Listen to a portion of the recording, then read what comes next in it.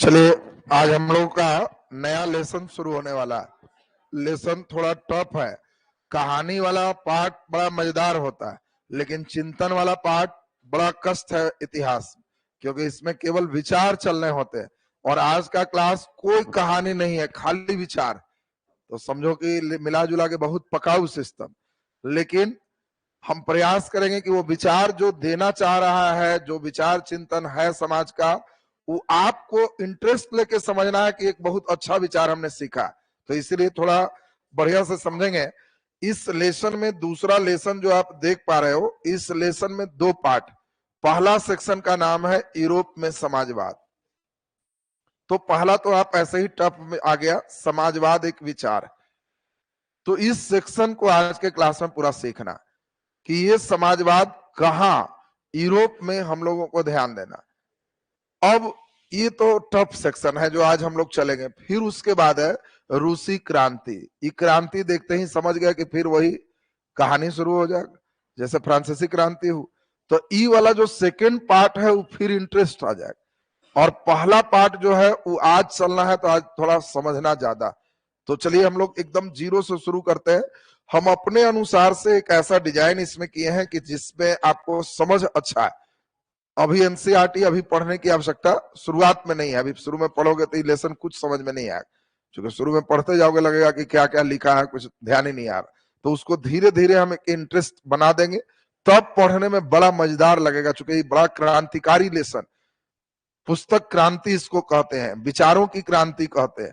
अब देखिए पहले के समाज में होते क्या थे, तो समाज स्टेट वाइज, श्रेणी वाइज बटे हुए थे।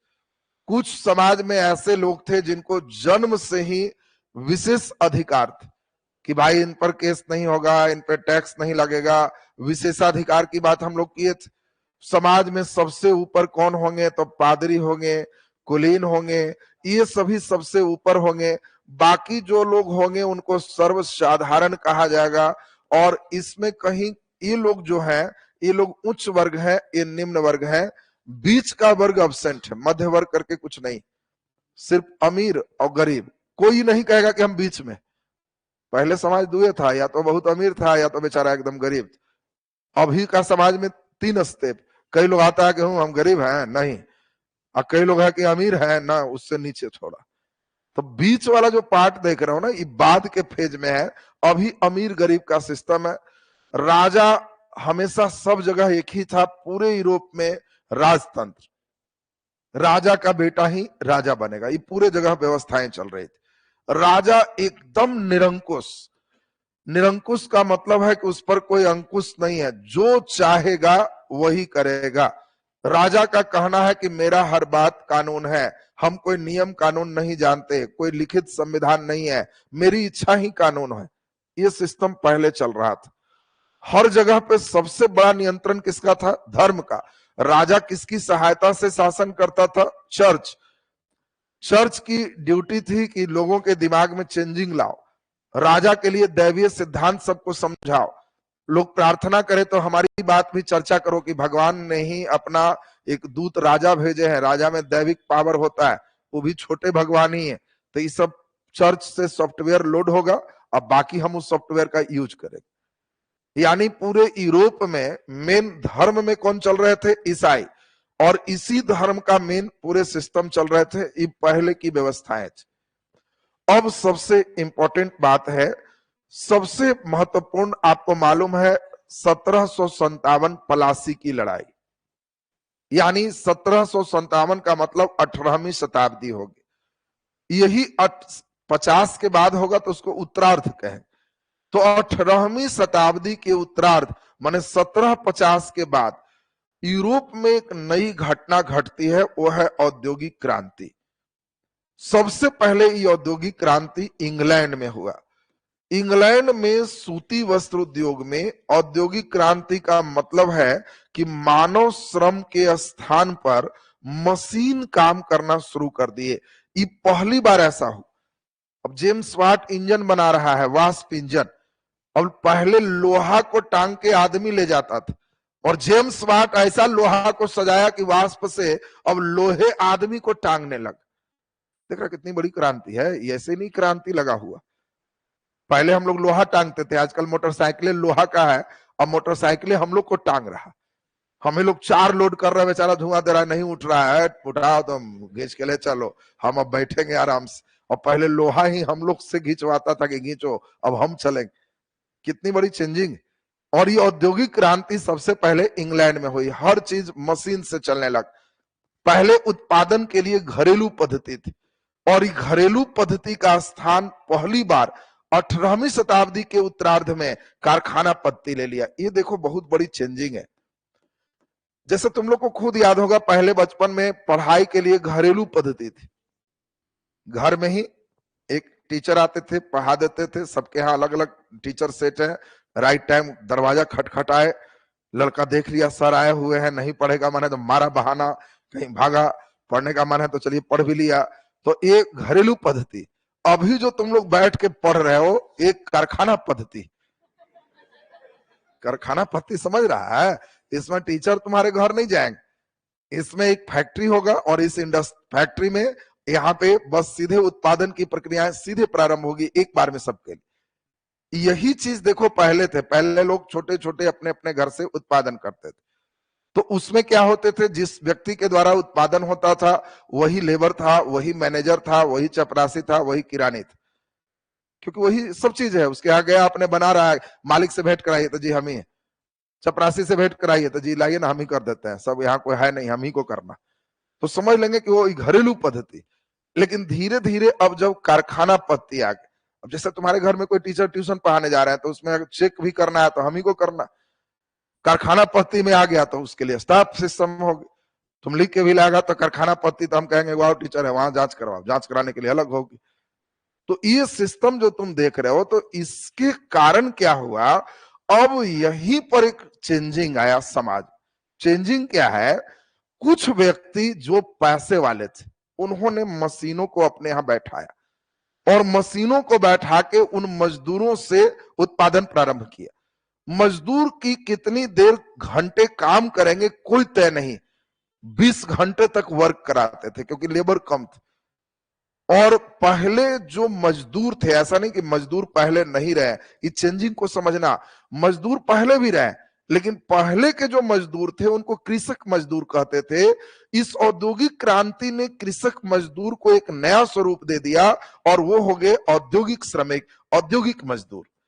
दोनों में देखो अंतर हो गया। ये मजदूर कृषक मजदूर है, किसान वाला मजदूर। गांव में जाओगे तो गांव में भी मजदूर है, और दिल्ली बंबई जाओगे तो वहां फैक्ट्री वाला भी मजदूर है। तो ये फैक्ट्री मजदूर और कृषक मजदूर में अच्छी स्थिति किसकी? तो भले अभी लग रहा होगा कि जी बंबई दिल्ली वाला, लेकिन ऐसी बात नहीं है। बंबई दिल्ली वाला बेचारा कर रहने के लिए वहां पे रूम नहीं है। एक रूम इतनी किराया है कि एक रूम में 15 आदमी तक है। वहां पूछोगे फलाना तो इसी में रहता है, वो भी इसी में है। डे शिफ्ट जाता है, फिर वो आता है तो हम लोग निकलते हैं। एक ही जगह बेचारा का सब, वहीं पर खाना बनाना है, वहीं पर सोना है, वहीं पर सारा सिस्टम है।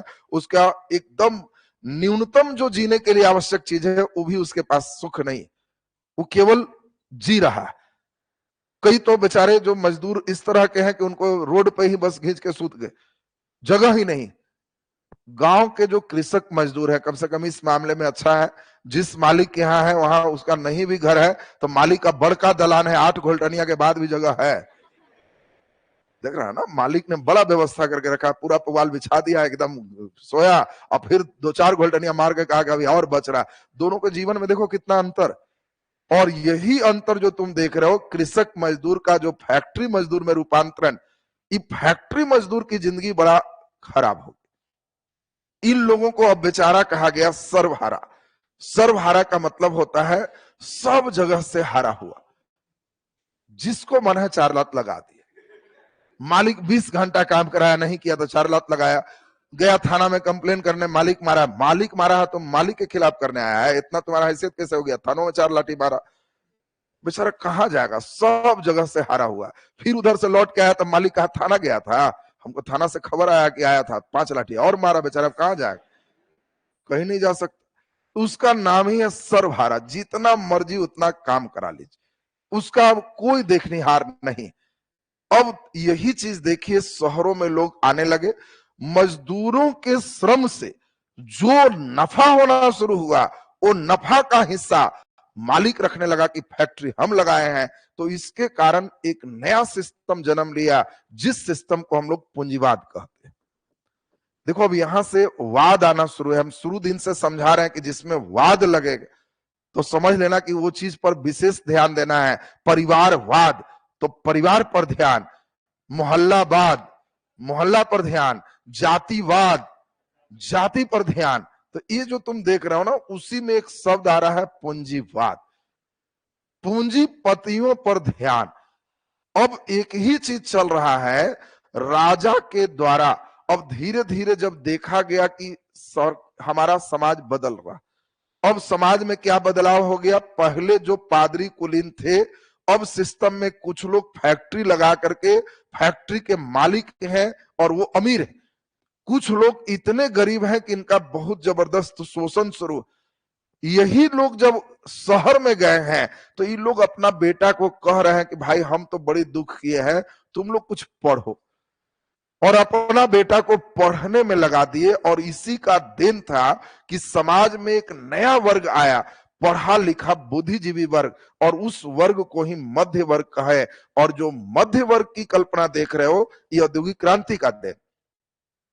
1750 के पहले कोई मध्य वर्ग है ही नहीं। 1750 के बाद शहर आए हैं तो अपना बाल बच्चा को पढ़ाना शुरू कर दे कि तुम पढ़ेगा तो कुछ तो बुद्धि रहेगा, और बुद्धि रहेगा तो बुद्धिमान वर्ग एक अलग हो। और इस मध्य वर्ग के लिए एक अलग शब्द का प्रयोग किया गया, जिस शब्द को हम लोग कहे बुर्जुआ वर्ग। बुर्जुआ, जब हम बुर्जुआ की बात करेंगे तो समझना कि ये मध्य वर्ग, शिक्षित वर्ग की बात हो रही है। जब सर्वहारा की बात करेंगे तो समझना बेचारा फैक्ट्री मजदूर की बात हो रही। अब देखिए, मध्य वर्ग एक अलग चिंतक वर्ग है, सोचने वाला वर्ग है। अब उसमें 3 वैरायटी के लोग, कुछ पढ़े लिखे ऐसे लोग हैं जो खुश हैं कि एकदम सही चल रहा है, कोई चेंज की जरूरत नहीं। कुछ ऐसे हैं जो चाह रहे हैं हल्का चेंज हो जाता तो ठीक रहता, और कुछ है जो कह रहे हैं कि एकदम जड़े से उखाड़ के चेंज करना पड़ेगा। 3 वैरायटी के लोग चल रहे। अब इस 3 वैरायटी की कहानी के बाद चौथा वैरायटी एक आएंगे जिसको समाजवाद कहते हैं। देखो लेसन की शुरुआत हो रही है कि समाज में क्या खराबी आ गई, पहले तो ये समझना। अब उस खराबी के बीच में अलग अलग चिंतन के लोग आ रहे हैं। तो पहले इन तीनों से हम लोग मिलते हैं। अब इन तीनों से जब हम लोग भेंट करते हैं तो पहला नंबर एक वर्ग है, इस वर्ग का नाम है रूढ़िवादी। एक वर्ग है रूढ़िवादी। देखो ये हमेशा इतिहास में भेंट होगा। इसका इंग्लिश नाम आप लोग अक्सर सुनते होंगे, कंजर्वेटिव। कई लोग कुछ बोलेगा तो बड़ा कंजर्वेटिव माइंड का आदमी, ये वाला इंग्लिश टर्म तुमको यूज हो। तो कंजर्वेटिव माइंड का आदमी है का मतलब है कि रूढ़िवादी है, किसी तरह का परिवर्तन नहीं चाहता। अब गांव में कोई महिलाएं, लड़की है, फ्रॉक छोड़ करके जींस पहन ली, अब उसी में वो कह रहा है जींस पहन ली है के कर बैठी, तो अगला कह रहा है कि बड़ा कंजर्वेटिव माइंड का आदमी। ये देखो वो व्यक्ति रूढ़िवादी है, वो नहीं चाहता कि चेंज हो। रूढ़िवादी का मतलब पुराने परंपरा में विश्वास रखने वाला, कि हम जैसे चल रहे थे वैसे चले, सब क्या जरूरत है मॉडर्नाइज होने की। ऐसा कोई व्यक्ति अगर कोई चेंजिंग पर परेशान होता है तो कहना कि कंजर्वेटिव माइंड का व्यक्ति है और रूढ़िवादी है। हिस्ट्री के लिए एक शब्द है, और ये किसी प्रकार का परिवर्तन नहीं चाहता। समाज में औद्योगिक क्रांति के बाद पूंजीवादी व्यवस्थाएं आई। पूंजीवादी व्यवस्थाओं का मतलब क्या था, सरकार पूंजीपतियों पर ही ध्यान देना शुरू की, गरीबों पर कोई ध्यान नहीं था। जो ध्यान है पूंजीपतियों पर, तो इसीलिए इस व्यवस्था का नाम क्या था, पूंजीवाद। पूंजीवाद का मतलब ही हो गया कि इसमें पूंजीपति हर चीज करेंगे। पैसा है, उत्पादन के फैक्ट्री का मालिक तुम रहो, कितना में बेचना है दाम तुम तय करो, मजदूर को कितना मिलेगा तुम अपना दो, मारपीट जितना चुर सकता है कोई दिक्कत नहीं है, हम तुम्हारे साथ हैं। पूंजीपतियों के सपोर्ट में कानून है, क्यों, उसको उत्पादन करना है, गरीबों के लिए कोई कानून नहीं होगा। इस सब व्यवस्थाओं को पूंजीवाद का माने, सरकार अगर ऐसा करे कि अमीर व्यक्ति को कुछ नहीं सजा हो, गरीब को ही हो रहा है, तो कहना कि पूंजीवादी व्यवस्था है। सरकार इसमें हमेशा सोचती है कि पूंजी वाला को फैसिलिटी दे। वो अगर ट्रेन भी चलाना चाह रही है, रेलगाड़ी भी, तो बैठ के विचार कर रही है कि बेचारा अमीर लोग जो हमको पैसा इतना दे रहा है, टैक्स दे रहा है, उसको कैसे भिखारी के साथ हम ले जाएं, एक ही बोगी में कैसे बैठेगा, वो इतना कमा रहा है। उसको इसकी चिंता हो रही है कि वो ट्रेन में भी अलग तरह के बोगी बना रहा है कि गरीब के अलगे बोगी, जनरल बोगी, थोड़ा अमीर है तो स्लीपर बोगी, और पैसा है तो एसी बोगी। ये सब कहीं भी देखना तो कहना कि समझ गई पूंजीवाद का एक उदाहरण। सरकार को अरे ट्रेन चलाना है तुमको, तो तुम एक सीधे चक्का सोचो और बैठने का सीट सोचो, चलाओ। ये सब बैठ के बोगी क्यों सोच रहा है? बोगी इसीलिए सोच रहा है क्योंकि सरकार को इस बात की चिंता है कि जो अमीर आदमी है, नेता है, मंत्री है, वो क्या भिखारी के साथ बैठ जाएंगे? बैठ जाएंगे तो भाई प्रतिष्ठा घट जाएगा। उनको इतना पूंजी है। तो पूंजी वाले को हम पूछेंगे टिकट काटते समय कि पैसा है? अगर कह दिया कि जितना मांग लो, गुड, ऐसा ही खोज रहे थे, लाओ एसी बोगी, एक बोगी में 72 आदमी, तुमको हम गर्मी में भी कंबल ओढ़ा के ले चलेंगे, एसी चलाएं, फर्स्ट क्लास एकदम डनलप गद्दा पर ले जाएं।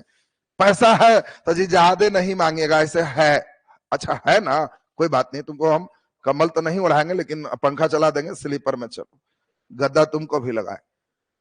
पैसा है जी ना, एकदम गरीब गरीब, इधर आओ, लो पटरा ठोके छोड़ दिया है, कोई गद्दा नहीं, कोई गद्दा नहीं देगा तुमको, पैसा नहीं है सजा देंगे। इसके पास पैसा है, एक बोगी में 72 को ले जाएंगे, पैसा है, एक बोगी में 72 को ले जाएंगे, 72 के बाद 73वां बोगी चेंज करेंगे, 74वां और चेंज करेंगे, और हो गया तो कहेंगे वेटिंग में है बाबू, तुम कल चलो, अच्छा आदमी हो, तुमको अगला दिन ले चलेंगे। और गरीब बेचारा बैठने का सीट 150 के है, 1500 भी टिकट कटा रहा, तुम समझो लटकेगा कहां, हम सब देते जाएंगे, तुम लोग का कोई वेटिंग सेटिंग नहीं है। ये बेचारा के एक बोगी 1500 आदमी के टिकट काटा हो। ये जो तुम देख रहे हो, ड्राइवर भी थोड़ा दिल लगी कर लेता है, देखता है गरीब सब वहां है तो खींच लेता है बोगी आगे, बेचारा दौड़ रहा है, खींचा गया बोगी हम लोग का, दौड़ रहा। ये जो तुम कंडीशन देख रहा है कि बेचारा की बोगी खींचा गए, अब दौड़ करके वहां जा रहा है तो देखा इतनी भीड़ है, कोई बेचारा गमछी अपना खिड़की से फेंक रहा है, अंदर घुसा तो कहा भाई जी गमछी, गमछी गायब है, बेचारा वही गायब हो गया। देख रहे हो कंडीशन क्या है। नीचे वाला बैठा आदमी जब पूरा भर गया है तो हल्ला कर रहा, जूता खोल के ऊपर चढ़िए, जूता पहन ले, ऊपर चढ़ रहा। बेचारा की स्थिति देख रहे हो, आदमी में जन्म है और मुर्गी और बकरी जैसा लॉक कर रहे हैं। क्यों? सिर्फ एक गलती है, पैसा नहीं। ये जो व्यवस्थाएं देख रहे हो, ऐसा कहीं भी तुमको दिखता है तो समझना कि ये पूंजीवाद है। देखो जब तक पूंजीवाद खूब पढ़ लिए, मालूम चला कि प्रैक्टिकल लाइफ में पूंजीवाद समझ ही नहीं रहो। हम लोग चैप्टर अभी चलने जा रहे हैं समाजवाद है क्या, धीरे धीरे उस सॉफ्टवेयर पे आएंगे, कौन लोग क्या कह रहा है, धीरे धीरे उस विचार पे आएंगे, विचार तुम्हें प्रभावित करने लगेगी, तब होगा कि लेसन ठीक हो जाए। जब तक विचार ही तुमको प्रभावित नहीं कर रहा है, बात ही नहीं समझ रहे हो, तो फिर तुम्हारा लेसन ठीक होने का कहीं सवाल ही नहीं उठता। तो अब हम लोग ये समझे, पूंजीवाद का मतलब ये तो समझ में आ गया कि इस समय के जो राजा हैं उनकी जो भी नीतियां होती थी वो किसके फेवर में होती थी? पूंजीपतियों के फेवर में, अमीरों के फेवर में होती थी। कोई चीज है तो सीधे पूंजीपतियों को सौंपते थे, पैसा वाला को ही दे दो, गरीब के लिए कोई नीतियां नहीं है, तो ये पूंजीवाद। और यही चीज चल रहा था। इस बीच में एक नए वर्ग का उदय हुआ जिसका नाम था बुर्जुआ, और बुर्जुआ का मतलब क्या था? मध्य वर्ग। ये एक नया वर्ग आया है। और इसी समय बहुत इंपॉर्टेंट बात हम लोग को समझना है, 3 वेराइटी के लोग समाज में आए। एक आए कंजर्वेटिव वाले, जिनको हम लोग क्या कहे? रूढ़िवाद। जब हम टर्म रूढ़िवादी बोलेंगे तो आप समझना कि किसी तरह का कोई चेंजिंग नहीं चाहते। दूसरा थे उदारवादी। उदारवादी को हम लोग कहते हैं लिबरल्स। अब दूसरा एक होते हैं लिबरल आदमी। लिबरल का मतलब थोड़ा उदार, उदार का मतलब हल्का उदार रहते। और एक है आमूल चूल परिवर्तनवादी, इसी को रेडिकल कहते हैं। रेडिकल। अभी तीनों में बेसिक अंतर, रूढ़िवादी माने समझ गया कोई चेंजिंग नहीं चाहता, जो उदारवादी है ये हल्का चेंजिंग बर्दाश्त करते हैं, ज्यादा नहीं। ज्यादा चेंजिंग हो गया तो रेडिकल है। अब जैसे गांव में ही कई लोग होता क्या, किसी का बेटा हल्का फुल्का एकदम बाल भी छिलाया तो बाबूजी डांट रहे, ये सब क्या इधर छिलवा लिया है, सीधा रखो, तो रूढ़िवादी हो। कुछ कहते हैं नहीं हल्का छिलवा सकता है, उदारवादी हो, उसके बेटा हल्का छिलवा लिया तो उदारवादी। और कोई कोई बेटा रेडिकल होता है। रेडिकल माने पूरा आधा नोचवा के इधर लाल और हरियर मार लेता है, हाँ इधर से ब्राउन होगा, इधर से ही उजला चलेगा। ई वाला देखते ही जो देख रहे हो तो कहेगा कि वो ये तो पूरी व्यवस्थाओं में ही चेंजिंग चाह रहा है, तो ये रेडिकल हो। अब तो बताओ रेडिकल और उदारवादी में अंतर समझ रहा है? उदारवादी हल्का और रेडिकल का मतलब कंप्लीट चेंज। और यही चीज तुमको फ्रांसीसी क्रांति में समझाए थे। रेडिकल में दो पार्टी थे, जिरंदिस्तो और जैकोबियन, याद आ रहा है? यानी जिरंदिस्तो और जैकोबियन चार अर्थव्यवस्थाएं, हल्का सुधरे की पूरा पूरा। इन दोनों की बात अब थोड़ा सा सुनना है। बहुत बढ़िया विचार समझ रहे हो। रूढ़िवादी तो आपने समझ लिया, ये किसी तरह का कोई चेंज ही नहीं चाहता, तो इसको तो छोड़ दीजिए। जैसे हमारा समाज में आया कि राजा जो चाहेगा करेगा, राजतंत्र ही रहेगा, इस पर कोई अंकुश नहीं रहेगा, समाज में एक उच्च वर्ग होगा, एक निम्न वर्ग होगा, और एक नया आया है बुर्जुआ वर्ग, मध्य वर्ग हो गया। ये हम लोग का समाज है। रूढ़िवादी कहता है गुड, कंटिन्यू रहे।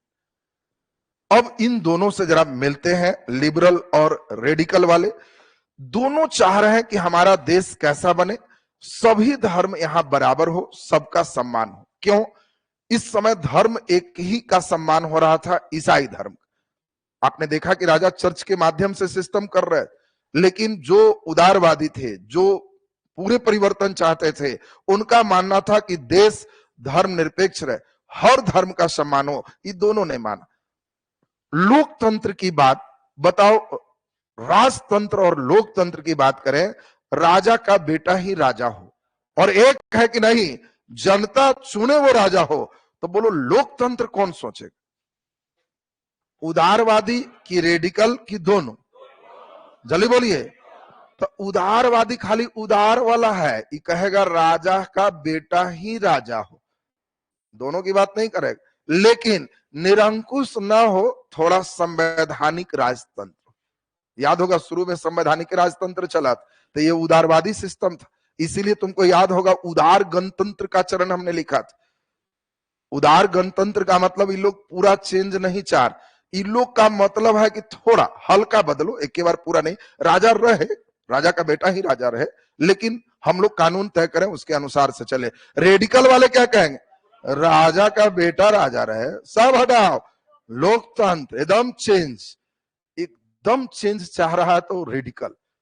अब बताओ, इसी में सार्वभौमिक वयस्क मताधिकार, सबको वोट देने का अधिकार हो, ये कौन चाहेगा? दोनों, दोनों की एक। जल्दी बोलिए। सिर्फ रेडिकल। ये उदारवादी कहेगा हम खूब उदार हैं, राजा का बेटा राजा बने, वोट देके हम लोग सदन भी चुने, लेकिन वोट सब नहीं दे, निष्क्रिय नागरिक, सक्रिय नागरिक, ये सब कहानी सुने थे। तो ये सब सोचने वाला जो व्यक्ति है उदारवादी है। रेडिकल रहेगा तो कहेगा कि सब कोई सब वोट देगा, वो सक्रिय निष्क्रिय नहीं होता है, टोटल। तो समझ लेना कि वो रेडिकल वर्ग। तो अब तो ये तो बात हमें समझ में आ गई कि तीन तरह की विचारें चल रही थी। रूढ़िवादी चुपचाप पुरानी व्यवस्थाओं में ही विश्वास रख रहा था, उदारवादी का मानना था कि राजतंत्र चले, और ये रेडिकल का मतलब था कि लोकतंत्र। और इसी में रेडिकल हावी हुआ फ्रांसीसी क्रांति में, धीरे धीरे फिर उदारवाद के चरण से नेपोलियन फिर हावी हुआ, जो पिछले दिन सुने थे। अब इस सब फ्रांस को इफेक्ट किया। ये कहानी चल रही थी कब? तो आपने देखा फ्रांसीसी क्रांति 1789, नेपोलियन 1815, यानी 19वीं शताब्दी के शुरुआत की बात। अब धीरे धीरे 1815 के बाद 19वीं शताब्दी में एक नए विचार आए, जो सामाजिक परिवर्तन के लिए सबसे लंबी दीर्घकालिक विचार कहा जा सकता है। वो इन तीनों से भी अलग थे, और वो विचार एक नया आइडियोलॉजी दिया। उस आइडियोलॉजी को अब सुनेंगे, यहीं से चैप्टर शुरू हो रहा है, समाजवाद। हम यहां तक पहुंचने के लिए इतना बड़ा मोर्चा ली, ताकि एकदम इस सेक्शन को हम समझा पाए कि है क्या। और अगर ध्यान से समझोगे तो इससे बढ़िया कोई लेसन ही नहीं, क्योंकि तुम वर्तमान के समाज को समझ पाओगे कि हमारे आसपास क्या हो रहा है। हिस्ट्री समझने का मतलब है कि तुम आज के संदर्भ में भी उसको जोड़ पाओ। केवल किताब से दो चार लाइन रट लिया, जब उत्पादन के साधन और वितरण पर पूरे समाज का अधिकार होता है तो इसे समाजवाद कहते हैं। जिंदगी भर समाजवाद क्या है समझ ही नहीं रहा, खाली दो लाइन कई लोग रटे रहता है, तो वो समाजवाद नहीं है। हम लोग अब देखेंगे एक विचार, तो बहुत बढ़िया से सुनिए। समाज को फिर से गठन करने की बात, दूरगामी सोच देने वाला एक विचार है। इस विचार का नाम क्या है? समाजवाद। इस समाजवाद का जो विचार है फ्रांसीसी क्रांति के बाद आया। फ्रांसीसी क्रांति तक विचार हम लोग का तीन ही चल रहा था। एक चल रहा था रूढ़िवादी, दूसरा चल रहा था उदारवादी, और एक चल रहा था रेडिकल, और रूढ़िवादी बेचारे उसमें पस्त हुए, रेडिकल और उदारवादी मिलकर उसको आगे बढ़ा दिया। यहां समाजवाद के जो विचार है, ये कहता है कि समाज को फिर से गठित करो। कैसे? तो इसने कहा कि औद्योगिक क्रांति होने से जो उत्पादन है वो निजी लाभ के लिए किया जा रहा है। होना क्या चाहिए? उत्पादन सामाजिक लाभ के लिए होना चाहिए। कोई फैक्ट्री बैठा रहा है तो कोई व्यक्ति लेबर खट रहा, और लेबर के खटा के फायदा अपने पेट में भरते जा रहा है, तो एक व्यक्ति अमीर बने। अगर लेबर खट रहा है, उसका फायदा समाज के लिए जाएगा, तो पूरे समाज का लाभ मिलेगा। और समाजवाद एक नई सोच दे रहा है, ये कह रहा है कि उत्पादन किसी व्यक्ति लाभ के लिए नहीं हो के समाज का हो। सरकार की ड्यूटी है एक व्यक्ति के नियंत्रण में कोई फैक्ट्री नहीं खोले, समाज के नियंत्रण में, माने सरकारी खोले। इसके पहले देखो, सरकार का काम कतई नहीं था कि फैक्ट्री खोलो, फलाना खोलो। सरकार एक ही चीज कहती थी, पैसा है तो खोलो। हमको कोचिंग खोलना, सरकार कहती है खोल लो, हमसे क्या पूछने आए। सरकार कोचिंग नहीं खोलेगी, सरकार स्कूल नहीं खोलेगी। पहले था जिसको जो पैसा है और जिसमें मिजाज कर रहा है करो, तुमको रोक नहीं। ये पूंजीवाद। सरकार की ड्यूटी है खाली, पहले जमाना में खूब आराम से खाएंगे पिएंगे ऐश करेंगे, वो सब पैसा टैक्स से आएगा, पूरा खर्चा करेंगे। ये सरकार की पॉलिसी थी। इस समय पहली बार आ रही है कुछ लोगों का विचार कि नहीं, सरकार टाइट हो, फैक्ट्री सब सरकारी करे, अमीर आदमी को भी कहे चुपचाप खटो, और सबको बराबर बराबर समाज के हित की बात करे। निजी संपत्ति एकदम नहीं हो, हर संपत्ति सार्वजनिक संपत्ति हो, सरकारी संपत्ति रहे, कोई नहीं कहे। संपत्ति से ही पूरे सिस्टम खराब हुए।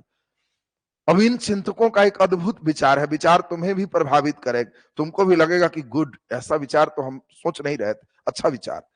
इन लोग कह रहे हैं कि बताओ, ईश्वर ने सभी जीवों को बनाया, लेकिन सब जीव कितना अच्छा से रह रहा। एक आदमी है जो मेरा ही जमीन है, 1 कट्ठा ही मेरा है, 4 कट्ठा हमारा है, 3 तल्ला बना दिए हैं, 2 तल्ला किराया पर है। बताओ, कोई कौवा देख के तुम बताओगे अमीर कौवा कौन है, गरीब कौवा कौन है? कोई कौवा देख के कहोगे कि वो देखो एकदम माला पहने हुए और अंगूठी भी इसमें है, अमीर। कोई ऐसा कौवा जो 3 तल्ला घोंसला बना के 2 तल्ला किराया लगाया? बताओ, कोई ऐसा कौवा जो पेड़ की रजिस्ट्री करा लिया हो कि मेरा ही पेड़ है, इस पर सिर्फ हम ही रहेंगे? जहां जिसकी इच्छा है रहो, कितना अच्छा से वो प्रकृति का आनंद उठा रहा। कोई फल फला है किस तोता के लिए?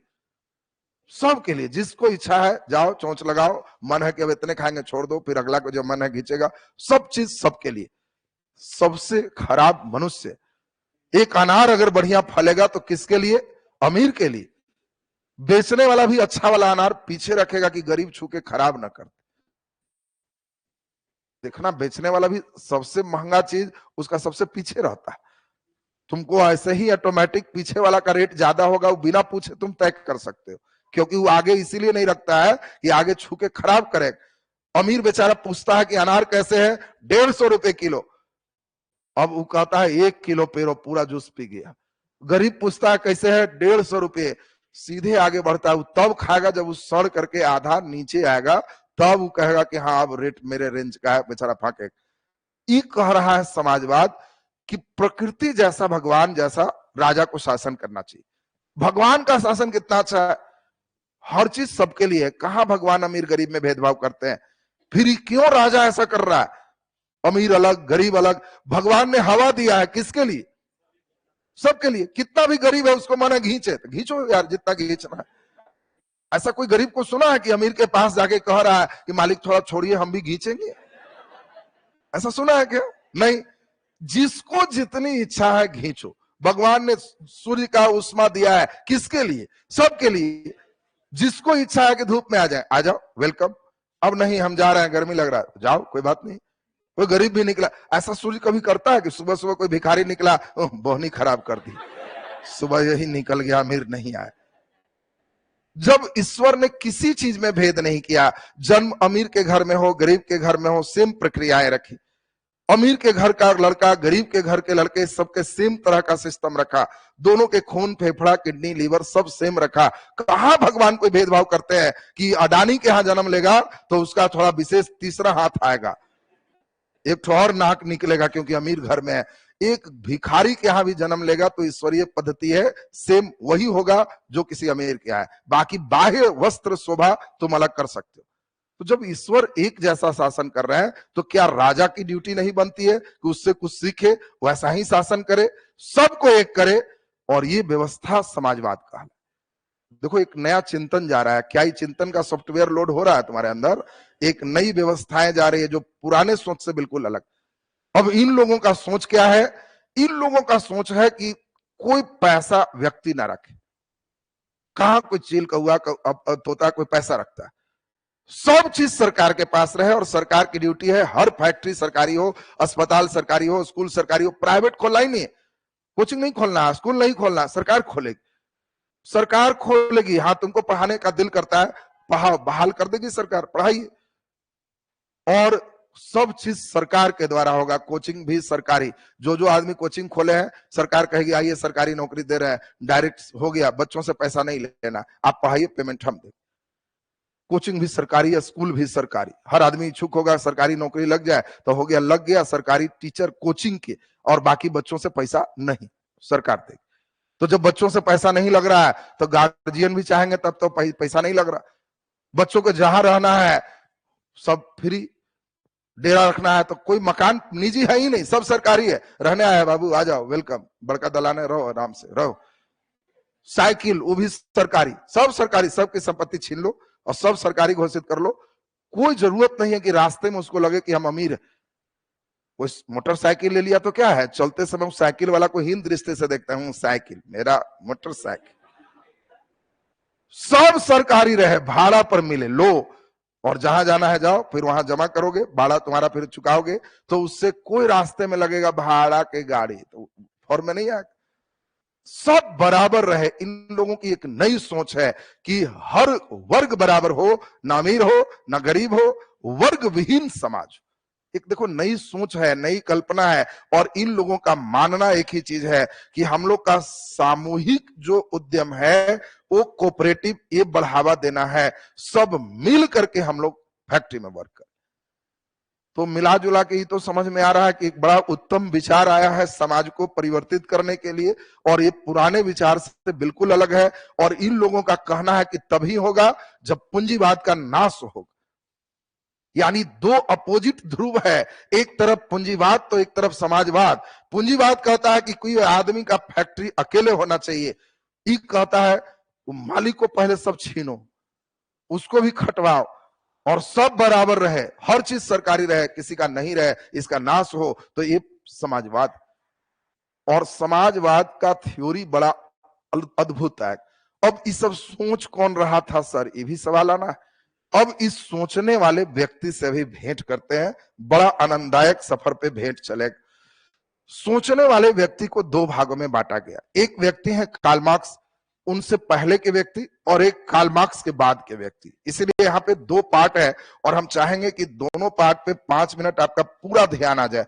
आज अगर एकदम ध्यान से समझोगे तो मजा आ जाएगा, और वो भी बिना कहानी का, तो समझो इतिहास जबरदस्त हो जाए। अगला दिन तो कहानी है, फिर तो रूस में जब इन करेंगे तो लगेगा सिनेमा चल रहा है, फिर तो न चाहते हुए भी समझ में आ जाए। लेकिन आज चूंकि विचार है और मैं चाहता हूं विचार आपके अंदर लोड हो, इसलिए हम अपना एक अद्भुत कड़ी से चल रहे हैं। कहां से चलेंगे, धीरे धीरे इसमें सॉफ्टवेयर लोड। अब देखिए चरण की बात करें तो दो तरह की विचारें चल रही। एक जो विचार देख रहे हो, ये विचार मार्क्स से पहले वाले व्यक्ति को है, और इन विचारकों को यूटोपियन कहा गया। ये जो विचारक हैं यूटोपियन है, इनकी दृष्टिकोण आदर्शवादी है, और ये जो देख रहे हो इनकी जो दृष्टिकोण है व्यवहारिक है, और इनको वैज्ञानिक समाजवाद कहा गया। देखिए दो तरह की बात है, समाजवाद दो तरह का है, एक वैज्ञानिक प्रैक्टिकल बात, और एक है जो आदर्श आइडियल, जो हो नहीं सकता। आदर्श किसी में लगेगा तो होता नहीं है, सोच है। एक विद्यार्थी, आदर्श विद्यार्थी एकदम 24 घंटा सोचते रहे, पढ़ते रहे, लगातार करे, ऐसा कभी हो सकता है? नहीं हो। ये आदर्श बात।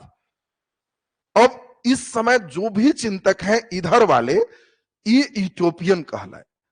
यूटोपियन का मतलब क्या होता है, तो इन दोनों में बेसिक डिफरेंस क्या है? तो इधर के जो चिंतक हैं वो कह रहे हैं कि अमीर और गरीब दो तरह का वर्ग है। और हम लोग कुछ ऐसे विचार दे रहे हैं, कुछ ऐसे सोच दे रहे हैं, जिस सोच के द्वारा एक दिन अमीर और गरीब मिलके एक हो जाएंगे, और इसके लिए कोई लड़ाई झगड़े की जरूरत नहीं है। और इसको वर्ग समन्वय का सिद्धांत कहते हैं। वर्ग समन्वय का मतलब है अमीर और गरीब एक दिन एक हो। उन लोग को समझाया जाएगा कि प्रकृति के पास बहुत है। अगर हम सरकार को ही समझाएं कि ये बताइए, आपने 4 बोगी में एसी लगाया है, ट्रेन में अगर 14 बोगी है, तो क्या सब में एसी लगा देंगे तो वोल्टेज डाउन हो जाएगा?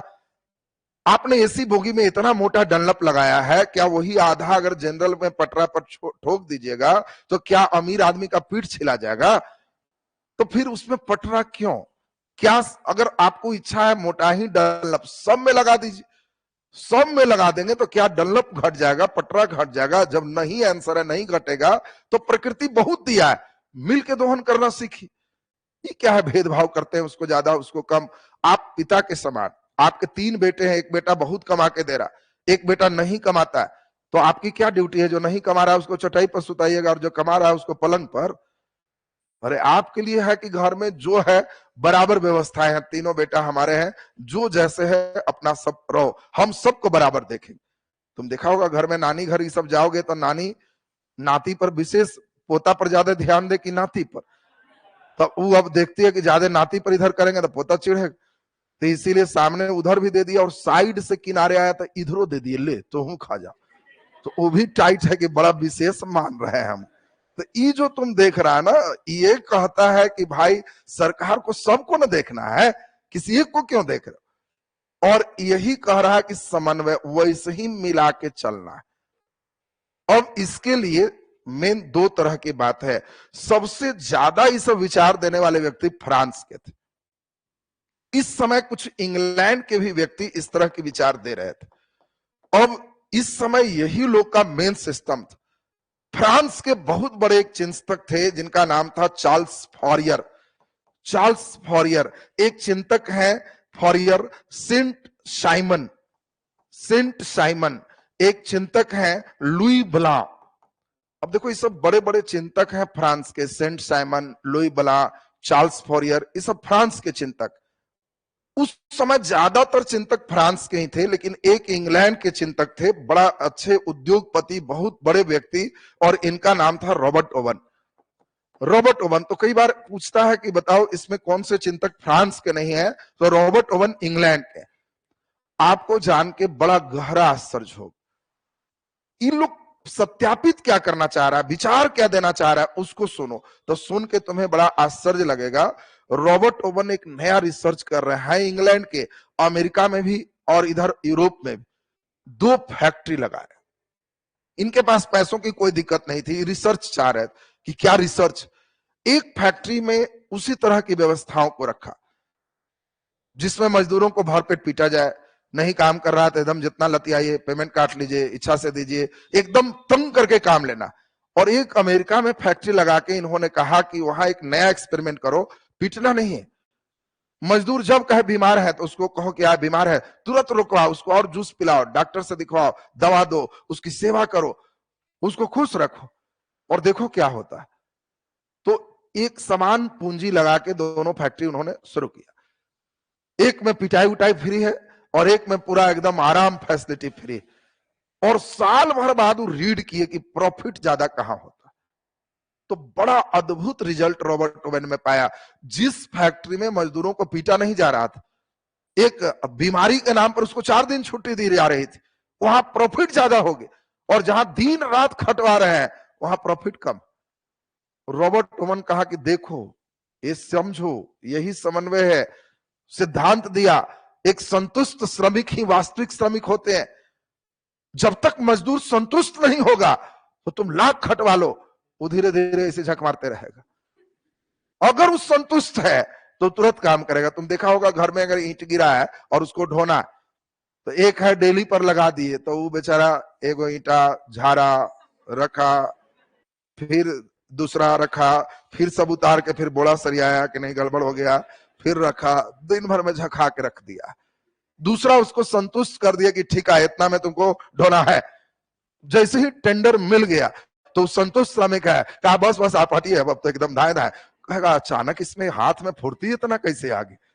यही रॉबर्ट ओवन कह रहा है कि उसको मिजाज से बैठा दीजिए, खिला दीजिए, जो मांगता है संतुष्ट कर दीजिए, काम का स्पीड बढ़ जाएगा और संतुष्ट श्रमिक ही वास्तविक श्रमिक होते हैं। ये समझिए, मारने की जरूरत नहीं है, समन्वय से काम लेना सीखिए। एक देखो बहुत बड़ी सोच दी है।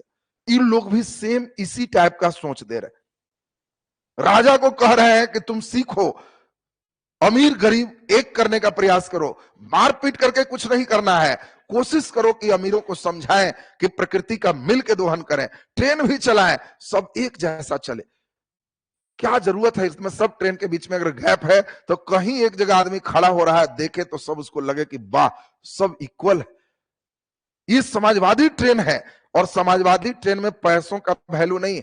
कितना भी अमीर आदमी है, सब पैकेट फुल है पैसा, फिर भी बेचारा लेट अगर चढ़ा है तो खड़ा होकर झूलते जाएगा। और कितना भी गरीब है, उसका चादर 3 जगह चूहा काटे हुए है, लेकिन अगर वो खिड़की किनारे बैठा है तो मिजाज से बैठा हुआ। कोई बगल में समझा भी रहा है, ये बड़ी अमीर है, बैठा लीजिए उनको। अमीर है तो अपना घर के है, हमको खाने देता है। उसके अंदर ही भाव है कि हम भी अमीर हैं, हम पहले बैठे हैं तो मेरा भी उतना ही हक है जितना उसका है। तो देखो पैसे के कारण तो किसी के अंदर ही भेद नहीं आ रहा। ये समाजवाद। तुम अगर ऐसे ट्रेन में चढ़ रहे हो जहां पे अमीर चाह के भी उसकी फैसिलिटी ना मिले, अमीर व्यक्ति जाए टिकट काउंटर पर और कहे कि 10 टिकट दे दीजिए, हम सोच के जाएंगे, और उसको लोकल ट्रेन में चढ़ाया जाए, वो जाके कहे भाइयों मैं 10 टिकट लिया हूं, आप लोग बिना टिकट होंगे, हमको सोने दीजिए, सब उसको समझ ही रहा है कितना बढ़िया से सुता देगा। पैसा के घर में दिखाता है, 10 लिया है तो तुमको सोने दे देंगे, हम लोग का भी उतना ही हक है जितना तुम्हारा है, चुपचाप खड़ा होकर टंग के चाओ। ये लाइन जब सुनोगे तो कहोगे कि वाह ये खूबसूरती समाजवाद का। तो हम तो समझते हैं कि दोनों खूबसूरती को आप धीरे धीरे समझ रहे हो, और ये लोग कह रहे हैं कि ऐसा करना है कैसे, बिना लड़ाई झगड़ा के, समझाते हुए। लेकिन जान के आपको आश्चर्य होगा, ये सभी लोगों को यूटोपियन कहा गया। ये जितने लोग का नाम सुन रहे हो इनको यूटोपियन कहा गया। यूटोपियन क्या होता है सर? तो यूटोपियन का मतलब है स्वप्नदर्शी, सपना देखे वाला। इन लोग को कहा गया कि सभी चिंतक यूटोपियन है। इन लोग एक आदर्श बात बोल रहा है, ऐसा होगा, ऐसे करो, संतुष्ट श्रमिक वास्तविक श्रमिक है।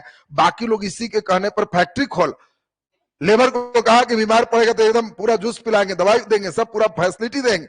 मालूम चला कि सब झूठ मूठ के बहाना मार के चला रहा है कि जी तबीयत खराब है, पूरा घिंच रहा है, और जो पूंजी लगाया था वो भी भट्टा बैठ गई।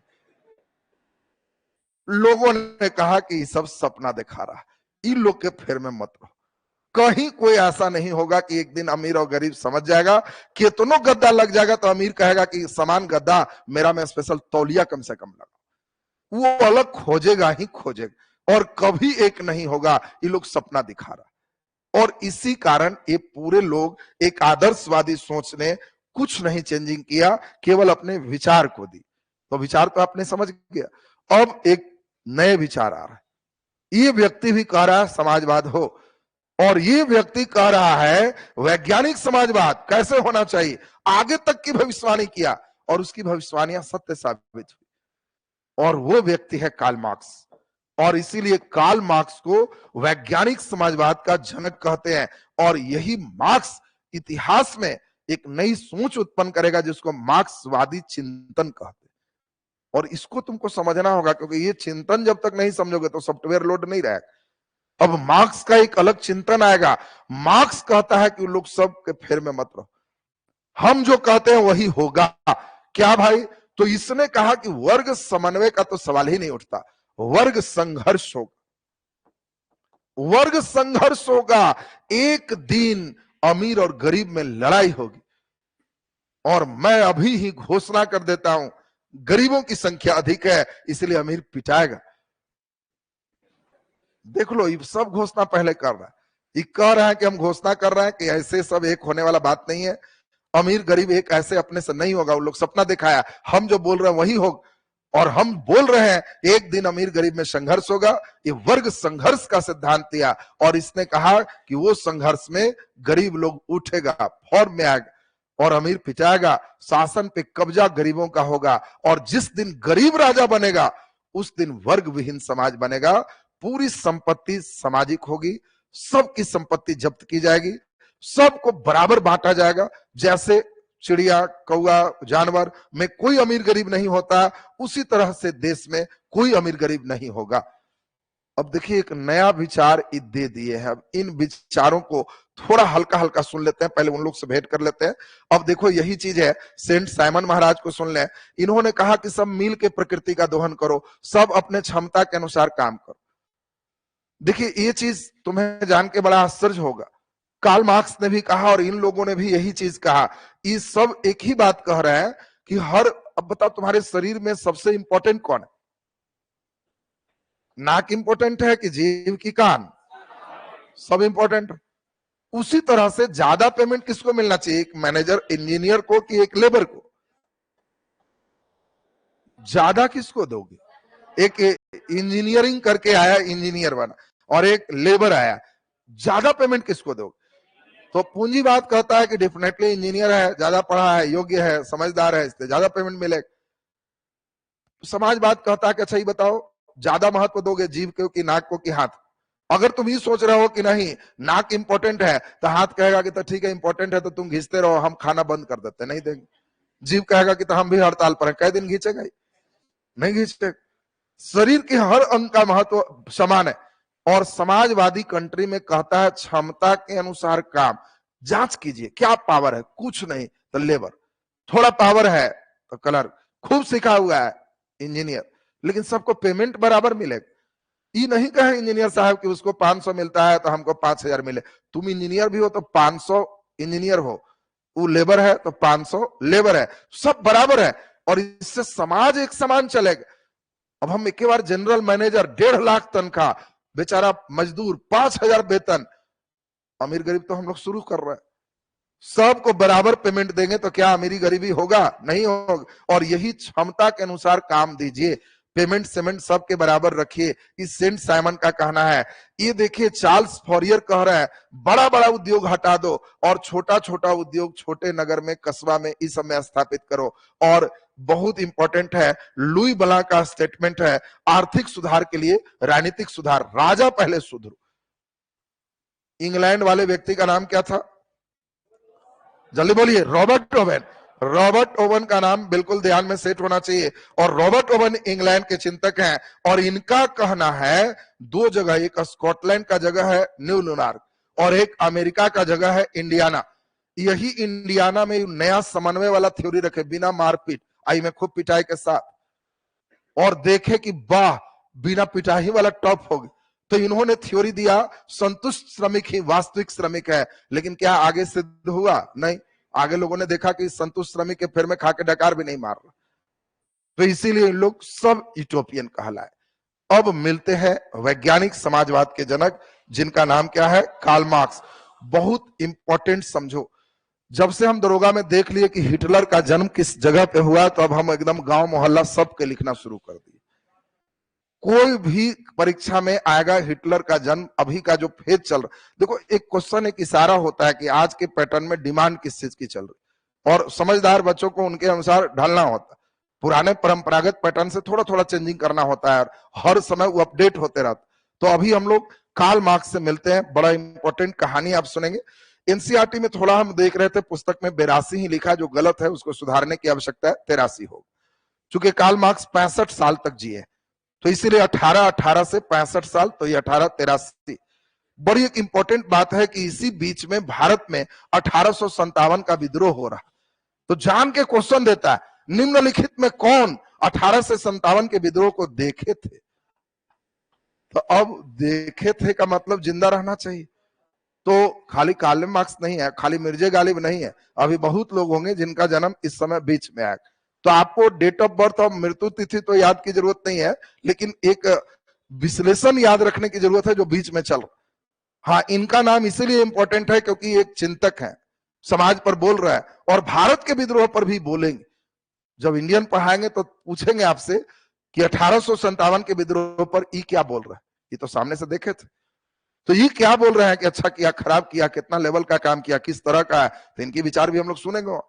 अभी पहले ये सुनो, कार्ल मार्क्स ने जो सिद्धांत दिया वो सिद्धांत था वर्ग संघर्ष। और इनके सिद्धांत को वैज्ञानिक समाजवाद कहा गया। इन्होंने एक ही चीज कहा कि पूंजीपति और मजदूर एक दिन संघर्ष करेगा और इस संघर्ष में जीत किसकी होगी? मजदूर जीतेगा।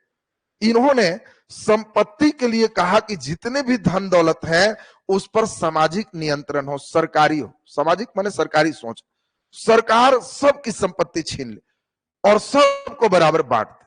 इनकी अलग सोच, ना कोई अमीर ना कोई गरीब, वर्ग विहीन समाज। वर्ग विहीन का मतलब जहां अमीरी गरीबी का वर्ग ही ना हो, राज्य विहीन साम्राज्य हो।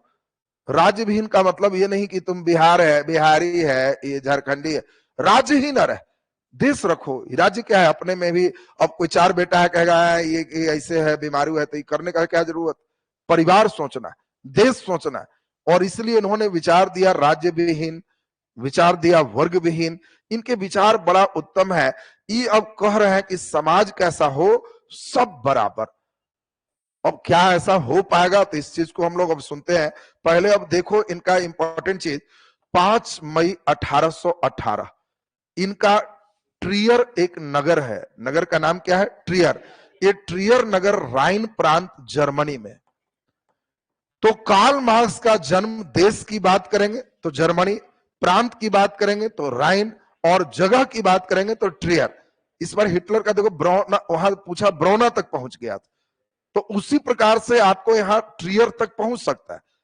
तो आपको ध्यान रखना है कि कार्ल मार्क्स का जन्म जर्मन के राइन प्रांत के ट्रियर नगर में हुआ। कब? 5 मई 1818। इनके पिता हेनरिक मार्क्स थे और हेनरिक मार्क्स एक यहूदी परिवार से थे, ये वकील थे। बच्चों को पढ़ाने पर ध्यान दिए। कार्ल मार्क्स को भी बड़े यूनिवर्सिटी में पढ़वाए, लॉ की डिग्री दिलवाए, बढ़िया पढ़े कार्ल मार्क्स। हेनरिक मार्क्स बाद में ईसाई बन गए, यहूदी छोड़ दी, तो ये बाद में ईसाई बने, तो कार्ल मार्क्स भी ईसाई ही है। मार्क्स अपने बैचमेट से ही शादी किए, जिनका पत्नी का नाम जेनी था, और जेनी भी इनके विचारों से काफी प्रभावित रही। कार्ल मार्क्स के जीवन का टर्निंग था हीगेल का विचार। उन्होंने जब द्वंद्वात्मक बात देखी हीगेल का, तो इसीलिए कभी बार पूछा गया कि कार्ल मार्क्स पर किसके विचार का सबसे ज्यादा प्रभाव? हीगेल। यद्यपि इनसे पूर्व में मोंटेस्क्यू, दिदरो सब है, उन लोगों के विचार भी से प्रभावित है, लेकिन हीगेल से ही सबसे ज्यादा प्रभावित। उसी बीच जर्मनी में इस सब पढ़े उड़े, लेकिन जब विचार अपना उल्टा पुल्टा देने लगे तो इनको जर्मन से भगा दिया गया कि निकलो यहां से। जब जर्मन से भागे तो फ्रांस पहुंचे। वहां इनको एक बड़ा बढ़िया साथी मिला, और ये पेरिस में इनके साथी का नाम था फ्रेडरिक एंगलेस। ये एंगलेस भी इनके समकालीन, 1857 के विद्रोह देखने वाले ये भी है, और एंगलेस इनके समकालीन है। दोनों मिलकर के एक नया विचार दिए, और 1848 से पहले ही, ये 45-46 में ही इन्होंने एक नया विचार जब एंगलेस के साथ देना शुरू किया कि एक दिन मजदूर एक होगा, अमीर पिटाएगा, तो फ्रांस भी इनको भगाया कि सब व्यक्ति रहेगा तो देश में उपद्रव मचा के रख देगा। तो देखिए, जर्मनी से भी निकाले गए, फ्रांस से भी निकाले गए। इस समय सबसे ठंडा देश था इंग्लैंड। वो कुछ भी बोलते रहो, वो निकाला उकाला नहीं करता था, तुम्हारा जो विचार देते रहो। इसीलिए कोई व्यक्ति देखोगे भागने की बात होगी तो इंग्लैंड चला जाएगा, क्योंकि उसको अपना ज्यादा एक्टिविटी से मतलब नहीं है। उनके संसद जो काम देंगे राजा वही करेगा। वहां के राजा पर थोड़ा नकल कसा हुआ, और कारण भी हमने बताया था कि इंग्लैंड की सेना ज्यादा समुद्री सेना थी, और इसीलिए नागरिक उनके हावी रहते थे, और इसी कारण से ये इंग्लैंड चले गए। इंग्लैंड में अपने साथी इंग्लिश से मिलकर यही पहली बार कम्युनिस्ट मैनिफेस्टो जारी की। मैनिफेस्टो कहते हैं, जैसे सरकार आजकल कोई भी इलेक्शन होगी तो इलेक्शन के पहले अपनी घोषणा पत्र जारी करती है, उसको हम लोग मैनिफेस्टो कहते। इन्होंने भी कम्युनिस्ट मैनिफेस्टो, एक शब्द लाया कम्युनिस्ट, उसी को साम्यवाद कहते। इन्होंने साम्यवादी घोषणा पत्र जारी किया, उसी को आधुनिक समाजवाद का जनक कहते। आज जो समाजवाद है ये यही कम्युनिस्ट मैनिफेस्टो कब जारी हुआ? 1848। नई विचार इन्होंने लोगों के अंदर संप्रेषित करना प्रारंभ किया, लोग बड़ा प्रभावित हुए। 1867 में इन्होंने पुस्तक लिखा दास कैपिटल, और दास कैपिटल इनका जो पुस्तक था ये और ज्यादा प्रचलित हो गया। इन्होंने इतना ज्यादा लोगों को चार्ज किया कि सोच लो, नारा दिए दुनिया के मजदूर एक हो। ये मजदूर पर एकदम फॉर्म में आए हो। दुनिया के मजदूर एक हो, तुम्हारे पास सिवाय बंधन खोने को कुछ नहीं, पाने को विश्व है। मजदूर को जगा रहे हैं कि अरे मर भी जाओगे तो क्या है तुम्हारे घर, न तुम्हारे घर बढ़िया से है, न तुम्हारे पास बेड बढ़िया है, न बर्तन बढ़िया है। अमीर मरता है तो उसके यहाँ लोग रोता है, क्यों? कई चीज बेचारा सुख नहीं भोगा, तुम्हारे पास क्या है? सिवाय रिश्ता नाता खोने को कुछ नहीं। अरे अमीर अगर कोई व्यक्ति मरा तो बेचारा उसके यहाँ रो रहा है कि यही साल एसी लगाए थे, हवा नहीं खाए। उसके पास है कि अभी गाड़ी खरीदे थे, सुख नहीं भोगे, बेचारे चढ़े नहीं। तुम्हारे पास क्या है? कुछ नहीं। तो अगर जिंदा रहोगे तो दुनिया में राज करोगे। और यही इन्होंने स्टेटमेंट दिया, विश्व के मजदूर एक हो, दुनिया के मजदूर एक हो, तुम्हारे पास सिवाय बंधन खोने को कुछ नहीं, पाने को विश्व है। अगर तुम लोग जग जाओगे बहादुर, पूरे विश्व तुम्हारा। कार्ल मार्क्स जब ये सब बात बोले, दास कैपिटल में उसी तरह की बात लिखे, तो अमीर व्यक्ति नौकर को भगा के आपस में बात करता था। कोई आया गेस्ट तो चाय ले आओ, और चाय पर चर्चाएं चलने लगी। और चर्चाएं चलने लगी तो नौकर जब चाय लेके आया तो नौकर को भी ताव लगता था, सुन रहा है क्योंकि बातें क्या हो रही है। एक दिन मजदूर राजा बनेगा, राजा बनने के बाद मजदूर ऐसा करेगा, बिल्कुल नया विचार है। मजदूर जब सुनने लगा, मालिक तुम जाओ पहले बाहर रहो, तब आपस में बात कर रहा है कि ऐसा ना हो कि बात इस सुने तो अगला मजदूर को चार्ज करे, अगला चार्ज करे तो कहीं सही में लुक फॉर में ना आ जाए। कार्ल मार्क्स जिंदगी भर चिल्लाते रहा, दुनिया के मजदूर एक हो जाओ। इसने पूरे इंटरनेशनल लेवल पर प्रयास किया। इसके इंटरनेशनल लेवल के प्रयास को जरा देखो। मार्क्स के जो पहले सिद्धांत है, पहले उसको समझा दे। मार्क्स कह क्या रहा है, ये इतिहास के सबसे इंपॉर्टेंट चीज को समझना है। मार्क्स, कभी भी मार्क्सवादी विचार पढ़ोगे, तुमको अभी हम एहसास कराएंगे कि देखो कैसे हिस्ट्री इंडियन में कैसे टर्निंग। मार्क्सवाद क्या है? मार्क्स ने एक ही चीज कहा, भौतिकवाद द्वंद्वात्मक सिद्धांत। भौतिक माने होता है धन दौलत पैसा कौड़ी, दो चीज से हमारा सृष्टि चलता है, एक भौतिक और एक आध्यात्मिक। कई व्यक्ति होते हैं जिनको आध्यात्मिकवाद आ गया, आध्यात्मिकवाद आ गया तो उनको धन दौलत के बहुत चक्कर नहीं है, भगवान प्रभु ऊपर जाना लेके नहीं जाना, ये आध्यात्मिकवाद। और कई व्यक्ति हैं भौतिकवाद, तभी लेंगे वो लेंगे, अभी और खरीदेंगे, अभी करेंगे वो करेंगे, तो भौतिकवाद। और मार्क्स ने कहा कि हर चीज का जड़ ये भौतिकवाद है, धन है, और इसीलिए धन से ही मार्क्सवादी व्याख्याएं होती है। देखो मार्क्स कुछ भी कहेगा तो धन से जोड़ेगा और कहेगा कि भाई इतिहास क्या है। तो कार्ल मार्क्स ने कहा, उत्पादन के साधन पर नियंत्रण के लिए दो वर्गों की लड़ाई की कहानी इतिहास। इनका इतिहास अलग है। कहा कि उत्पादन के साधन है फैक्ट्री, अब कौन उस पर कब्जा करेगा? एक दिन हम कह रहे हैं मजदूर कब्जा करे, शुरू से चल रहा है कि भाई अलग कब्जा राजा किए हुए था, धीरे धीरे औद्योगिक क्रांति हुआ तो अमीर कब्जा किया। अब ये सब जो चक्कर चल रहा है ना, इस चक्कर की कहानी इतिहास है मार्क्स का, कि उत्पादन पे साधन पे नियंत्रण के लिए वर्ग के संघर्ष की जो कहानी है, वो कहानी को ही हम इतिहास कहते। और इस सब चीज किसके कारण हो रहा है? धन के कारण हो रहा है। देखो कितना आहिस्ते से लिखा हुआ है, तुम अभी एहसास करोगे जब इंडियन पढ़ाएंगे तभी लाइन को समझोगे। अभी तुम्हारे अंदर वो लाइन समझने की सॉफ्टवेयर नहीं थी, लेकिन अब धीरे धीरे सॉफ्टवेयर लोड हो रहा। जैसे ही एनसीईआरटी पढ़ोगे, रामशरण शर्मा पहले के लेखक, अब उसमें महाजनपद काल है, तो उस लाइन में देखो कितना इशारे में सॉफ्टवेयर तुम्हारे अंदर मार्क्सवादी डाला गया। लिखा हुआ है 6ठी सदी ईस्वी पूर्व कृषि कार्य में लोहा के प्रयोग होने से उत्पादन में वृद्धि हुई, और जिसके कारण द्वितीय नगरीकरण ने जन्म लिया। अब तुम तो ये लाइन पढ़ ली, लेकिन अंदर अंदर सॉफ्टवेयर समझो। कुछ भी चेंज धन के कारण हुआ तो ये मार्क्स है, वो मार्क्सवादी विचार है। वो कह रहा है कि द्वितीय नगरीकरण क्यों हुआ? क्योंकि लोहा खेती में आया, तो उससे क्या हुआ? उत्पादन बढ़ गया, तो उससे क्या हुआ? धन आ गया, धन आ गया तो नगर बन गया। कोई चीज में धन आ गया, तुम क्यों पढ़ रहे हो? धन के लिए, मार्क्सवाद कहता है। हम क्यों पढ़ा रहे हैं? धन के लिए, मार्क्सवाद कह रहा कुछ काम हो रहा तो बस इसी के लिए हो रहा और कुछ नहीं। गौतम बुद्ध भी उसी काल में क्यों आए? क्योंकि उस समय धन आ गया, उत्पादन अधिशेष है। 6ठी सदी ईस्वी पूर्व में धन नहीं था, पैसे नहीं थे। उसके पहले कोई बुद्ध को ज्ञान भी मिलता और कहता बुद्धम शरणम गच्छामि, तो उसको भगा देता कि क्या दे, हमको अपने नहीं है। जब हो जाएगा तब ना संत बनेंगे। इनका साफ कहना है कि अगर कोई साधु कहता है कि दूसरा का धन ढेला समझो, तो पक्का उसके पास बहुत धन हो चुका है और वो अपना बचाना चाह रहा है। मार्क्स का बड़ा उल्टा थ्योरी है। ये कह रहा है कौन साधु बोलेगा दूसरा का धन ढेला समझो, जिसके पास अपना हो गया और वो सोच रहा है कि अगर हम ढेला नहीं समझवाएंगे तो ये सब लेके चला जाएगा। क्या गरीब आदमी कभी कहेगा कि दूसरा का धन ढेला समझो? नहीं, मार्क्सवाद कहेगा कि जो दूसरा का संपत्ति है वो अन्यायपूर्ण बंटवारा है, उस पर झंडा गाड़ो, बराबर होना चाहिए। ढेला समझेंगे तो गड़बड़ हो जाएगा। तो देखिए, सब विचार धन के द्वारा जो दिया जाएगा, कहीं भी हिस्ट्री पढ़ाएंगे और उसमें अगर केंद्र बिंदु में धन आता है तो समझ लेना कि विचार मार्क्स का। और मार्क्स के विचार बड़ा प्रासंगिक हुए आज के पैटर्न पे। मार्क्सवादी थ्योरी ही हम लोग ज्यादातर पढ़ते, राष्ट्रवादी में थोड़ा सा टाइट नट बोल्ट हो जाता है, साम्राज्यवादी तो पढ़ना भी नहीं चाहिए। अब वो सब विचार के सॉफ्टवेयर अलग अलग हैं जो इंडियन में तुम्हारे अंदर सॉफ्टवेयर डालेंगे। अभी आप ये समझ गए मार्क्सवाद की एक सबसे बड़ी खराबी क्या है। इसकी सब अच्छाई है, लेकिन सबसे बड़ी इसकी खराबी क्या है, इसके पैटर्न से पढ़ने पे ये धार्मिक पक्ष को बड़ा कमजोर मानता है। कार्ल मार्क्स कहता क्या है, धर्म एक अफीम है।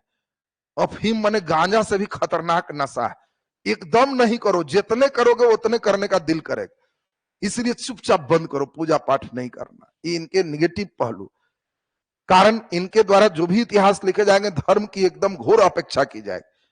अभी धर्म को ही अफीम कह रहे हैं, कहेंगे कि गांव में तुम देख लेना, घर में देख लेना, जिसको घंटी डोला के खाने का आदत है तो कई दिन होगा कि 12 बज गया खाए, अभी पूजो कहाँ किए, बिना स्नान किए घंटी डोलाए नहीं खाएगा तो ये अफीम वाला नशा चढ़ गया उसको। तो ये मार्क्स कह रहे हैं।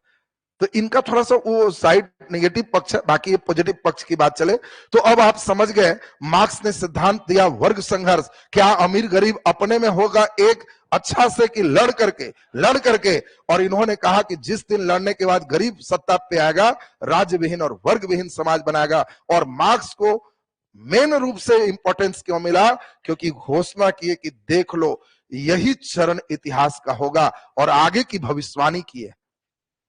ये देखो इंपॉर्टेंट है, क्योंकि ऐसा भविष्यवाणी कोई नहीं किया। इन्होंने कहा कि देखिए, हम जो सोच रहे हैं समाजवाद, सब लोग बराबर हो, तो ऐसा नहीं कि हमारा मनुष्य पहले बराबर नहीं था। मार्क्स ने कहा कि पहले हम लोग भी उसी कौआ के समान, उसी जानवरों के समान थे, और हमारा वो आदिम साम्यवादी युग था। न कोई रजिस्ट्री ऑफिस थे, न कोई अमीर थे, न कोई गरीब थे। जंगल में सब लोग रहते थे, पत्ते और जानवरों के छाल लपेट के रहते थे। कोई का ड्रेस देख के हम नहीं कह सकते थे अमीर कौन है गरीब कौन है। सबका घर समान था, कोई रजिस्ट्री नहीं है, जिस पेड़ पर इच्छा है घर बना लो, छोड़ देना है अगला बना लो। एकदम हम लोग प्रकृति में जैसे जानवर रहते हैं उसी तरह हम भी रह रहे थे। ये आदिम साम्यवाद। धीरे धीरे हमारे यहाँ इतनी खराबी आई, आदमी आदमी पकड़ के बेचने लगा, दासता का युग आया, और इन दासों के बल पर उत्पादन करके सामंती युग आया, सामंतवाद प्रोत्साहित किए गए, और फिर इस सामंतवाद से औद्योगिक क्रांति हुई, और तब पूंजीवादी युग आया। ये पूंजीवादी चौथा नंबर यह चल रहा था, और मार्क्स यहीं पे अपना थ्योरी दिए।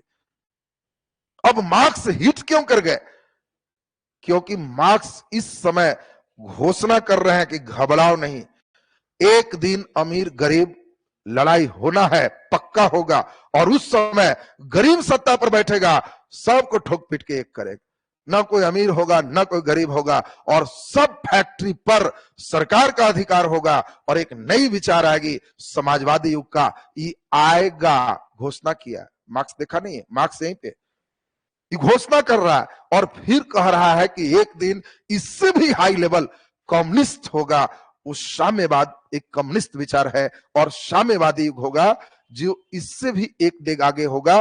मानव पर भी सरकार का नियंत्रण, समस्त संसाधन, इसमें मानव संसाधन छोड़ के इनमें मानव संसाधन पर भी, और दोनों में बेसिक डिफरेंस भी आपको समझाएंगे। और ये कह रहा है कि मजेदार बात, ये दोनों एक होगा, जैसे हम लोग चले थे लास्ट तो वैसे ही होगा। कभी कभी तो हम हीरोइन के कपड़ा कम देखते हैं तो लगता है कि आ गया साम्यवादी युग, सब के कपड़ा कम रहे, अमीर के भी जींस फटल रहे, गरीब का भी बेचारा के गलती से पुराना होके फटल रहे, तो फिर तो वही हो जाएगा, कौन अमीर है कौन गरीब है पता नहीं चलेगा। इन 9 पैकेट वाला रहने से ना गलती हो रहा है। अब अमीर आदमी भी है 6 जगह से फट गया पैंट फैशन में, अब गरीब आदमी बेचारा के पुराना होके फट गया, तो देख के तो दोनों का लगेगा कि ना इस साम्यवादी युग है, अमीर गरीब पता नहीं चल रहा। ये मार्क्स घोषणा करके रखा। कि एक दिन ऐसा आए। दुखद बात सुनो, मार्क्स जिंदगी भर चिल्लाते रहा दुनिया के मजदूर एक हो, कहीं कोई एक नहीं हो। तुम बताओ, जाओ और जितने भिखारी हैं उसको बुलाओ और कहो सारे भिखारी एक हो, तुम लोग को हंगामा करना है। तुम्हारे पास खोने के लिए सिवाय कटोरा कुछ नहीं है, पाने के लिए पूरा रखा हुआ है। कितना भिखारी आएगा? एक वो भी नहीं। कहेगा कि करना क्या है? तो इधर चलना है, मारेगा तो मरना है, एकदम तैयार रहना है। कहेगा हमारा कटोरा ठीक है, उधर नहीं जाएंगे। कौन जाएगा? नहीं जाएगा। मार्क्स जिंदगी भर चिल्लाते रहा। और मार्क्स तो बेचारा जर्मन से निकाला गया, फ्रांस से निकाला गया, इंग्लैंड में है। तो अब ये सोच रहा है कि पूरे विश्व को हम जुटाएं। और इसके लिए सबसे इंपॉर्टेंट बात क्या है? 1664 में मार्क्स ने प्रथम अंतरराष्ट्रीय संघ की स्थापना की। लेबर के लिए प्रथम अंतरराष्ट्रीय संघ की स्थापना किया और नारा दिया, अधिकार के बिना कर्तव्य नहीं और कर्तव्य के बिना अधिकार नहीं। बिना अधिकार के कैसे काम होगा? और बिना काम किए तुमको अधिकार नहीं मिलेगा। मार्क्स ने कहा कि अगर मजदूर चाहते हो अपनी स्थिति ठीक करना तो पूंजीवाद का नाश करो। तुम चाहते हो ठीक करना तो सिर्फ तुम ही कर सकते हो।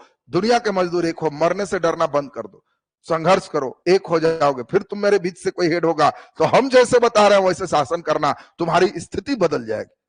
अब मार्क्स इतना फुल चार्ज कर रहा, पूरे विश्व में बैठक कर रहा है। लेकिन उसी बीच हमने बताया कि 18 में जन्म लिया और 65 साल जिया। 14 मार्च 1883 को इसकी मृत्यु हो गई बेल्जियम में, ब्रुसेल्स।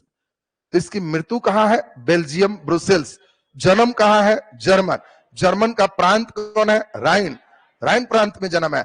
अब सोच लीजिए कि ये 83 में मर गया। मरने तक क्या कहीं कोई क्रांति है? नहीं। क्या कहीं मजदूर एक हुए? नहीं, कहीं कुछ नहीं। लोगों ने कह दिया कि मार्क्स भी यूटोपियन था। ये भी सपना ही देखा, बड़ा लंबा चौड़ा सपना देखा। इसका सपना थोड़ा और हाई लेवल का है। मार्क्स भी यूटोपियन है। लेकिन अब जो तुम सुनने जा रहे हो, एक ऐसा इंटरेस्टेड कहानी जिसमें मार्क्स यूटोपियन बनने से बच गया और जो कहा सब सही हो गया। और ऐसा जीवंत कहानी की सुन के मजा आ जाएगा। वो कहानी कल चलेगी। तो पहले अब ये बताओ, आज का क्लास क्लियर है ना सबका? आज का क्लास क्लियर। आज थोड़ा टफ जोन था, कल तो नहीं भी इच्छा रहेगा तो मजा आना। आज थोड़ा विचार के क्लास थे, तो विचार थोड़ा लोड करना बड़ा भार का काम होता है। लेकिन हम प्रयास किए कि सबके अंदर एक सिस्टम लोड हो जाए और फिर वो चीज हम लोग चलेंगे। तो आज का क्लास यहीं तक, कल हम लोग फिर इससे आगे चलेंगे।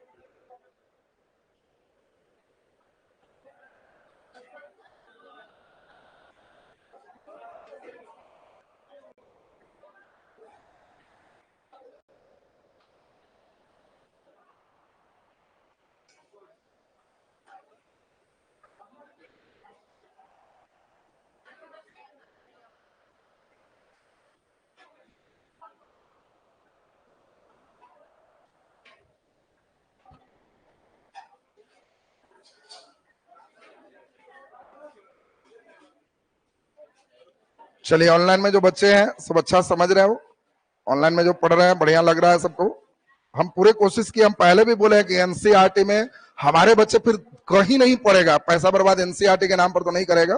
और हिस्ट्री का जो सॉफ्टवेयर चाहेंगे उससे हिस्ट्री तुम्हारा सबसे मजेदार हो जाएगा। कल सचमुच मजा आएगा, कल तो लगेगा कि क्या बात हुआ है।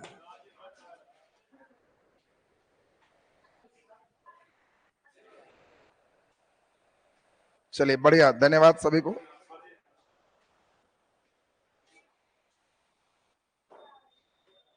आज का क्लास यूट्यूब पर भी डलवा देते हैं, नया लेसन